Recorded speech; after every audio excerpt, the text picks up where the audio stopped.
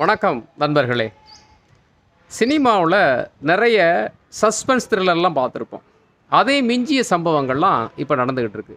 சமீபத்தில் பார்த்தீங்கன்னா ஒரு 2 நாட்களுக்கு முன்னாடி உக்ரைன் ஒரு 6000 கிலோமீட்டர் உள்ளே போயிட்டு ரஷ்யாவோட முக்கியமான நகரங்கள் மீது ஒரு லாரி நிறைய ஒரு 5 லாரி நிறைய ட்ரோன்களை கொண்டு போயிட்டு அவங்களுடைய 41 அதிநவீன விமானங்கள் Tu-95 Tu-22 உள்ளே போய் அந்த விமானப்படை தளத்தில் பெட்ரோல் பங்கில் வச்சு வெடிக்க வச்சு ஒரு 4000 கோடி லாஸ் பண்ணியிருக்காங்க.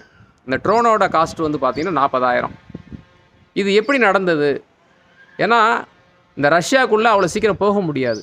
இவங்க துண்டு துண்டு பார்ட்ஸாக கொண்டு போயிட்டு ஒரு இடத்துல அசம்பிள் பண்ணி அங்கே பல டிரைவரை வாடகைக்கு பிடிச்சி அவங்கள ஒரு மறைமுகமாக இயக்கி ஒரு திடீர்னு சினிமாவில் வர மாதிரி 5 எப்படி ஒசாமா பின்லாடன் ட்வின் டவரை போயிட்டு அமெரிக்காவில் அடித்தானோ அதே மாதிரி சின்ன நாடு மிகப்பெரிய வல்லமை புரிந்திய ரஷ்யாவை அடிச்சிருக்கிறாங்க.